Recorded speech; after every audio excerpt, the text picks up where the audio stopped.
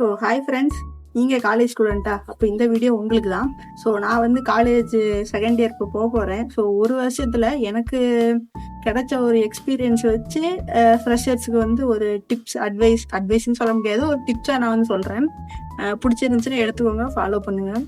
So first என்ன அப்படின்னா, ஸ்கில்லை வளர்த்துக்கோங்க. எல்லாரும் அதே தான் சொல்லுவாங்க, ஸ்கில்லுன்ட்டு. ஆனால் என்ன ஸ்கில் இருக்குன்னே தெரியல அப்படின்னு சொல்லிட்டு நினைக்கிறீங்க அப்படின்னா, ஒன்றுமே இல்லை, சிம்பிளாக உங்களுக்கு என்ன தெரியும், உங்களுக்கு என்ன வரும் அப்படிங்கிறத வந்து சாட் ஜிபிடியில் எடுத்துக்கோங்க. சாட் ஜிபிடி மெயினாக யூஸ் பண்ண கற்றுக்கோங்க.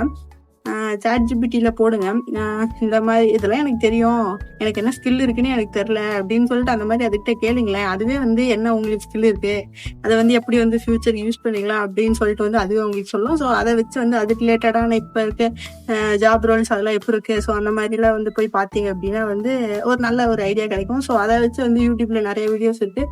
ஸோ அது ரிலேட்டடாக வீடியோஸ்லாம் பார்த்து வந்து உங்களோட ஸ்கில்லை வந்து டெவலப் பண்ணிக்கோங்க. அதுக்கடுத்து வந்து ஃபஸ்ட் இயர்லேயே வந்து உங்களுக்கு என்னென்ன ஸ்கில் இருக்குது அப்படிங்கிறத வந்து உங்கள் ஸ்டாஃப்ஸுக்கு வந்து காட்டிடுங்க.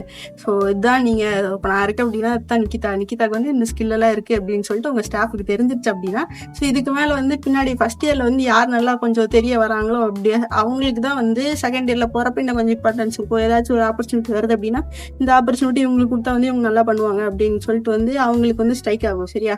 அப்போ நீங்கள் வந்து உங்களுக்கு என்னென்ன இருக்குது அப்படிங்கிறது வந்து ஏதாச்சும் ஒரு காம்படிஷன் போகிறது மூலியமாவோ இல்லை நீங்கள் பண்ணது எது மூலியமாச்சும் அவங்ககிட்ட காட்டினீங்க அப்படின்னா வந்து அவங்களுக்கு வந்து இந்த ஸ்கில் வந்து உங்கள்கிட்ட இருக்கு அப்படின்னு சொல்லிட்டு வந்து அவங்க ஐடென்டிஃபை பண்ணுவாங்க.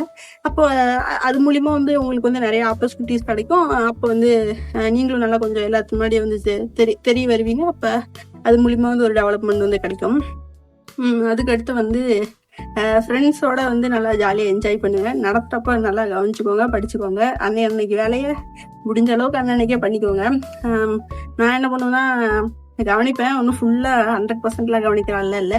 ஆனாலும் வந்து இந்த எக்ஸாம் டைமில் வந்து ஃபுல்லாக என்னோடய சிலபஸை வந்து சாட் ஜிபிடியில் அப்படியே எடுத்து கொடுத்துருவேன். அது கொடுத்துட்டு வந்து எனக்கு தெரியாத விஷயத்தை வந்து அதில் வந்து தங்கிலீஷ் எக்ஸ்பிளைன் பண்ணு அப்படின்னு சொல்லிட்டு அது சொல்லிச்சுன்னா, அதில் சொல்கிறது வந்து நான் வந்து காலேஜ் வந்து தான் வந்து ஃபஸ்ட்டு புரிஞ்சு படிச்சுக்கிறதுக்கே ஆரம்பித்தேன்.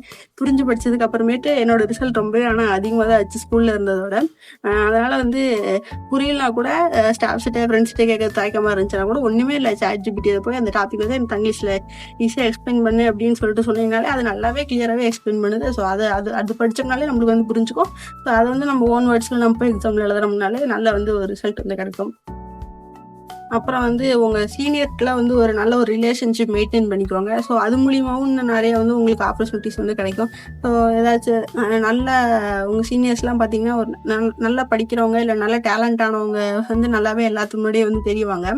ஸோ அவங்ககிட்ட வந்து நீங்கள் ஒரு கனெக்ஷன் வந்து பில்ட் பண்ணிக்கிட்டு அப்படிங்கன்னா நாளைக்கு வந்து அவங்களுக்கு ஏதாச்சும் ஒரு ஆப்பர்ச்சுனிட்டி இந்த மாதிரி ஏதாச்சும் ஒரு வாய்ப்பு இருக்குது அப்படிங்கிறப்ப இப்போ இவங்க வந்து அதை பண்ணுவாங்க அப்படின்னு சொல்லிட்டு அந்த மாதிரி வந்து அவங்களுக்கும் ஸ்ட்ரைக் ஆகும்ல. ஸோ அதனால் ரிலேஷன்ஷிப்பு ஒரு ரிலேஷன்ஷிப் இல்லை, கனெக்ஷன் வந்து ஸ்டாஃப்ஸோடையும் சரி, ஃப்ரெண்ட்ஸோடையும் சரி, சீனியர்ஸோடையும் சரி நல்லா ஒரு மெயின்டைன் பண்ணிக்கிட்டாங்க அப்படின்னா நிறைய வந்து ஆப்பர்ச்சுனிட்டிஸ் வந்து கிடைக்கும்.